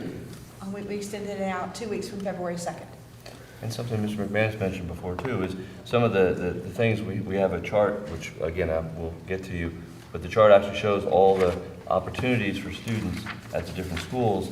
And at Mosley, there are a lot of possibilities that they don't have. That if they went to New Hanover, if they went to Ashley, if they went to Laney, a lot of especially the career technical CTE programs and stuff. But if they were a school within a school, that would be another opportunity for them to be able to utilize some of those other opportunities. So, you know, and again, we have to figure out what we're going to do there. But, you know, we are trying to balance the money aspect. I think I don't have the chart in front of me, but I want to say it's The average student in New Hanover County is about $11,000. Oh, there it is, right, thank you. Yeah, the average student is, well, here, I'll share with you, $11,300 at traditional high school, and at Mosley right now, it's $28,050, So just a question I have for you. Comment first and then a question. So not to get in the weeds on Mosley, but for me, just moving the children, what would be their quality of education and their success to come out as productive, I hate to say it, like productive citizens in the community? What would their level of education be? That's just my comment. But my question is, what have you seen in increase of numbers of multilingual students coming into New Hanover County? I can see, to Commissioner Scalise's point, that could be a financial impact on the school system in the county. But what is that percentage that you're seeing increasing each year? If I remember correctly, it was 1,505 students over 4 years, but the number is getting bigger every year. I think it was 450 this last year came in. But Last year, 450? Yeah, it's a rounded number. One of the things I woke up this morning thinking about was, remember the Maslow's hierarchy of needs? If you pull that up, your first need is, shelter, food, the second one is safety. And what we heard from these children last night is they were put there because of the safety need. One girl had been abused, and so they were there for whether it was emotional safety, physical safety, educational safety, but they were put there for a reason. And we're talking about ripping their safety out, and that's where the gut-wrenching part comes from. We had some wet eyes on the dais again last night because of it. So you have to factor that in to this whole discussion. It would be great if we could leave those kids to graduate in that space and then do away with the program. But we've got kids who came into the school thinking they would graduate there, and now we're saying, no, financially we can't afford to let you do that anymore. Well, they've also got kids out there that they teach them how to catch a bus. Yep. They teach them how to go in a restaurant and order something to go. I mean, Some of them can't be in a room this size with this many people. And we're talking about sending them into a high school with 2,000 kids. Just walking up the stairs is going to be an emotional trauma. It's a big deal. That's a big deal right here, too. Yes. I understand both So sides of it. that's another piece of the puzzle. Yes. Of that, it will increase costs. But our goal here as public servants is to produce children who are good in our society and contribute back to society. Yes, ma'am. So I think that is our number one. Ms. Graybill? Yeah, I've just been sitting here listening to this, and I don't know the exact number, but and hopefully maybe somebody in the room knows the number of students that we're talking about here in the ML category. And I don't like them referred to as those students coming in. There are students that we have embraced into our community and are attending our schools. And there is legislation, Plyler versus Doe is one case that talks about we are obligated to educate those students that are in our area. And if some of these students with the more that would request to be at a newcomer school, they're going to be in our school system no matter where we put them. I shouldn't say that, no matter where they are assigned. So we are obligated to teach that. So we are not only just looking at how we feel personally about what's going on in our country. Plyler versus Doe was in 1982. So that was completely different, landscape than we are in now. But Ms. Barnhart and I heard, and yesterday, from students at New Hanover High School that are doing their portraits of graduates, senior project, if you will. Mr. Wildebohr and I heard, a couple days earlier.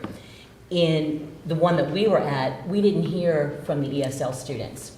And so they were given the same assignment, that the other students were. And the students that need those extra supports just want to be included and to want to have the extra supports. So a good portion of our students at Mosley right now, whether people recognize that or not, are in the ML category. And we heard a lot of those students speak. So I just want us to think about what is best for our students, no matter where they are assigned. We are going to teach them. We're going to teach them what they need. But these students, talk to us about, they just need some life skills as part of their curriculum. And some social emotional learning kind of things as part of their curriculum so that they can be productive citizens in our district and in our county. So I think that we need to not talk about them as those students. I think we need to talk about them as our students. And so there's a lot going on with that. So I just wanted to toss that in. Can I just provide clarity for everyone? So when we look at programs, you have to look at the viability of the program. And when you look at the program, and I'll send, you can have it, and everyone's like, well, there was no spin on a presentation. All I gave you were facts. Yeah. Unemotional facts. The school, it takes about $1.3 million to run that school. 62 kids. 11 of those students are seniors. 70% of them, 73% would graduate if graduation were today. We would have 28% of those kids wouldn't graduate out of 11 students. There's about, I think, 3.4, the number, if I'm trying to remember, are considered dropout. That's higher than what the district average is out of the entire district. 62 kids total. They don't have the same pathway as we have in all of our other high schools. They don't get the opportunity to do work keys. So if we're talking about putting a value add into the district, you don't get that there. So when we talk about what's fair and what's right, that's not what we're doing for students there. The whole purpose was to ensure that all kids had the same opportunity. They don't get that opportunity over there. There are 13 teachers. And think about it, so 13 teachers, 11 seniors, only 74% of those would graduate. So then you even do the numbers, the ratios even more. So 13 teachers, 62 kids. What's the class size? So if you look at your return on investment, you have $28,000 that you're providing for each student. But the graduation rate isn't doing that. You're not providing CTE measures for those students. There are only 2 students that go to Cape Fear and take a dual credit. One is online, one goes to the school. They don't get AP opportunities, advanced placement opportunities. All of our other schools provide all these opportunities that I'm saying they provide those. So I get it. I understand there's a time it's like, well, what do? We do not put students in that specific school that have special needs that would require a self-contained. That's not why they're there. Students selected just as they go in and they select all of our other specialty schools. I'm not anti-career readiness, but what I'm saying is when you look at what the state deems as career readiness, we aren't doing it for that group at all. At all. And so when we have the opportunity to look and see, well, what is the best place for students? We have to really take a look and say, okay, yes, we can graduate kids, but are they being successful afterwards? So how do you make sure? You have to give them life skills. You have to. If you don't, then what happens? So then at the county level, you see the outside, that you see those things. All I'm saying is this, and I share with the board, you can keep the program, but we have to find the money. We have to. And it's going to be a hard cut this year, but all I'm doing is going through and looking at return on investment, because we have to find those dollars. So 13 positions, and that school does not lose a principal. That principal, it's a school. All of our schools have a school number, state school, you have to have a school number. That school keeps the principal. That's not going to be a cost-cutting effect just because of that. You have to understand that when we are looking specifically at, is it producing what it said it would do? What does the state say deem as career readiness? It's not doing that. And it hasn't done that for years. And so we're now at the threshold, we're right at the threshold of, well, what do you do? How do you make sure, and I'll say this, I have to be at the point of a leader and say, would we put all kids in that environment? And then others like, well, why aren't we marketing it? We market it just like we market all the others. We just don't get the results of the marketing from that. So C-Tech does this, what that school should be doing, but we don't have the revenue to put all of those pathways in there. So if you look at C-Tech, and I would recommend you go, take a trip, take a field trip, go to C-Tech, and then go over to Mosley. Yes. And then you tell me why one is successful and why one is not. That's it. It's either you've got to put more money into the program to make it what it's supposed to be, or you've got to put the students where they're supposed to be. That's all. That's all I'm saying. Let me ask you this. Is J.C. Rowe doing that job? J.C. Rowe is an alternative school for suspension, specifically for discipline. But Mosley was a school that we could send kids, problem kids, not vicious, but we had problems at their previous school. We could move them out of that school and put them in Mosley.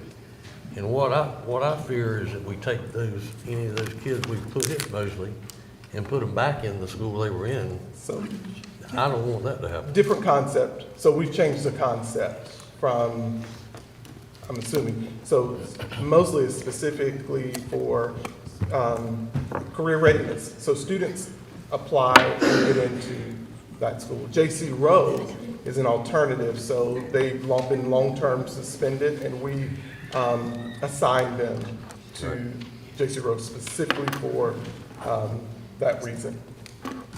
Can I just say this, and that's why I recommend watching.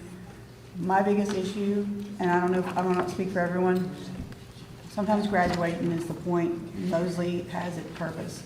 And if we had known since 21 that we were going to do away with the program, why recruit those children to that program? They come to us and they tell us, and we cannot ignore that, what they tell us. I think what for me, what I would like to see is those kids that were recruited and accepted into that school, finish that school. Seniors are graduating, there's 3 more classes behind them. And we can talk about the numbers with money, but I'm just saying, I just feel like those kids didn't know until, a month ago, that they couldn't come back to Mosley. And are there better programs for other things? True, there are, but if they were going there, they'd already be there. So I think there's an advantage to having a school like Mosley for these kids, and they are very passionate about it. So are their teachers, so are their parents. So I would just recommend watching it. I just feel like sometimes graduating is the point, and I've said it before, that was the case for me. You don't know what that kid can do afterwards. Did I get all my work keys and all my CTE trainings? No. But, that doesn't mean that's their fate. You know what I mean? So I think the way we've been embroiled in this whole discussion was kind of the way we told the students, sorry, you can't come back here. You need to figure out where you're going to go next. So I just think we're going to continue that debate at our next meeting. We're going to discuss the program, the merits and the downsides, but we did have a robust discussion yesterday. So. Bradford? And to address that, Mr. Rivenbark, historically, in '63, we closed the school, and we got permission from the state. We had a public hearing, and the board voted to do that after the public hearing. But just this year, this summer, we had a legacy graduation because of the damage, the trauma we had done to those students in not allowing them to graduate from their school. And yes, that was a larger body of students, but we're about to, if we go down this road, we're going to repeat that mistake by denying these children, as Ms. Walker has so nicely said, the opportunity to graduate from their school. We encourage them to go there. And I've not thought this before, but I would agree that they need to graduate from their school, whether it's in this building or it's within another building, school within a school. I talked to some of them last night, and they said, yeah, that's an acceptable option. They want to stay where they are. But I would encourage you to drop by Mosley and speak to them. These kids I am so impressed with the students from Mosley School after 2 times of them coming. Whatever we're doing there is working. Grado? Yeah, and to the point, drop by and see, I definitely drop by and see and talk to the principal. They have surveyed their students, and over half have already made their selection on where they'd like to go. And they, especially the younger kids, who is our largest class there, because they're in the 9th grade, because they're still kind of tied with their 8th grade friends, so for them it's a little bit different. So you can, ask those questions, on your own with that. And I would beg to differ that the Williston situation was horrible, that, that the school board made that choice. Their school was a viable school, and they had pathways, kids were graduating. The guy that came and talked, that gave the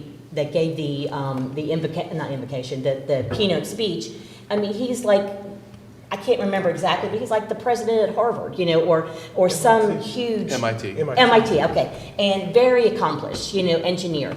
So comparing Williston and comparing Mosley it's not apples to apples. So what happened was could possibly be considered to be the same, but the programs are just night and day difference, and that's what the school board is charged with, is what makes the best decision. What is the best decision for all of our students in the 63 kids, actually it's 53 by the time they graduate, or the whole district and their potential for later. So those are, but we can't convince you might have to just do a little research on your own, but with that. And we listen to our kids there, and we want to and we listen to our kids at New Hanover.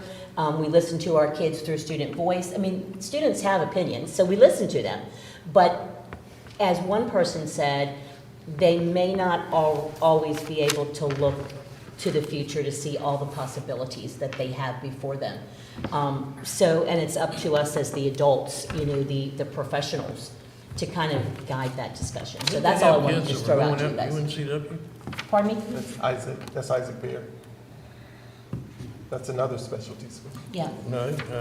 Yeah, They had kids going from Mosley that were going to UNCW, working with some of the, that's our youth to adult program that we have. The TYPA. Yes. Yeah. so is that still there? The transition program, yes. Yeah, that's still there. Will it stay there? Yes. Yes. Mr. Zapple and then... I just want to shift the conversation slightly about Mosley. I heard for the first time in this conversation the idea about closing Mosley. I just want to make sure that the pre-K program that's currently at Mosley is that we're fully committed to stay at that school, because I know there are startup costs, et cetera. The county's been very much involved in making that happen. So is that correct? Yes, sir. Basically, we're just talking about the Career Readiness Academy Good. at Mosley. Just want to make sure that one piece of the three. we're not going backwards on pre-K. Good. Barnhart? Well, to kind of round out, I think what Commissioner Scalise was saying is looking at the operational capacity piece. We voted just last night to continue to look into that and get some more information. But I think he also brought up the point of facility use, which I think is very appropriate since we came here together to talk about our facility use. And so to evaluate what is the best interest for the district. And I think he just brought up a concern to say, has that been fleshed out? And I don't think the answer is yes for that. I think the answer is we should continue to look into the facility use and through an evaluatory lens, so. And Mr. Chair, to round out, I think we do need that spreadsheet of how many kids we have and in each different avenue, so that they can make up their minds with whatever we take them. I'll make up my mind that way as well, and I know you're going to be stuck until you see that. So it would be great if we could have that. We won't be able to you're talking about homeschool. We don't have access to that. That's what Julie was. Yeah, I heard that. Somewhere those numbers have to exist, because we have children in there. They don't send the police by with the truancy, your kid's not in school, we're going to arrest you anymore, but some of those numbers have to exist, and we are the school district. But we don't know from the state, we don't have access to another school. So I don't know, so if Charles leaves here and it says that Charles is going to be homeschooled, that first time we just know that they're homeschooled, but then we don't know how the filing works at the state. We don't have access to that. Yeah. outside our purview. Well, then can we do the chart, can we do everything but homeschool then? I mean, we've got to start somewhere. So if we put together, you know, our schools, charter schools, virtual charter schools, the different private schools, and we leave the homeschoolers out, maybe we can find some resource out there that the press can probably find it, can plug in that denominator. But they're going to need that to make up their minds, so we might as well provide it for them. Because I'd like to see it myself. Dr. Faust, do you do, per se, an exit with the children when they leave? Where will you be attending school now, or what will your learning? So we do have, the child is here and they do have to complete paperwork so that we know where to send. Gotcha. That way. So you would know from that. We know that. Maybe but- where they said they were going. Right. That's all. That'd be we good to know. do. So that would be from different states again. When they leave, they have an exit survey. So the big question is, as we're ending, when are we gonna meet prize for our friends here? Our bestest friends here. I'll get with Ms. Bowie and Dr. Faust, and I will send out dates no later than first thing tomorrow morning. And the next meeting will be about Ours will the be, bond. ours will be a work session to prioritize. Right. Right. Would you please send us some possible dates so that whatever date you pick, because that didn't happen for a couple of I'll days. send no less than 3 dates. 3 dates to choose from. Right. Okay, thank you. Yeah, because that kind of screwed me. And what we'll have to do is, again, unfortunately with everybody's busyness, we'll have to, you know, get the top number and go with it, so. Okay. Does anybody want to say one final thing before we close out? I appreciate the opportunity, to sit here and, in front of each other. I wish we'd have been a little more round so we could see everybody, but, thank you for even coming, and listening and, asking key questions so that we can do our work. And we appreciate you guys, even being interested, so yay. Yeah. Ms. Walker? Oh, we're doing takeaways. Well, we clearly have a lot of needs and utilization. We are pretty at capacity, and I know you guys saw me a couple weeks ago at the meeting when we were talking about Porter's Neck. I mean, there are some parts of the county growing faster than others, and we got to be cognizant of that, but also New Hanover has to be a top priority because it's falling apart. I hate to say that. I love that school. I went there, so, and, I just feel like we're just going to have a good conversation, and we have a timeline. It's very important. Thank you, though. I'd just like to revisit a comment that Ms. Barnhart made earlier and never got an answer to her question. She said, priorities. And from this discussion, tagging on to other discussions we've had about the future and what the projects are out there, I'm still supportive of the Pine Valley drop and rebuild, the Mary C. Williams complete drop and rebuild for a number of reasons. The renovations at New Hanover High School, and on the bubble for me is the river lights. I see those as clear priorities. I think our capacity at the high school level between the shift to Trask as well as this new term, boundary changes, which to me is redistricting. Yes, it is. It is. I think that's solvable. But that's just me, my own personal thought, but you deserve to answer to your question. Ms. Barnhart? I just appreciate the opportunity for us to come together. I'm ready to get to work. I had my planner out. I'm ready to put on the dates so we can get you some of those numbers that you want to see, because we want to present you with accurate information that we can share where the need is, why the need is, and justify it moving forward together. Ms. Bradford? My takeaway is going to be, we've got our budget crisis. We have a possible ask for a bond and all that goes with that. At the same time, we're looking at our capacity and our overcapacity issue and our infrastructure in some places which is crumbly. And then we've got the emotional aspect of the return on investment of our students. So we've got a lot to accomplish in a short amount of time. Mr. Scalise? Nay. Dane? Mr. Scalise? I am appreciative of the invitation to come here. Thank you very much for the robust discussion. My personal philosophy is that it is important for us to look to what we have and fix what we have and make it usable for the people that are here.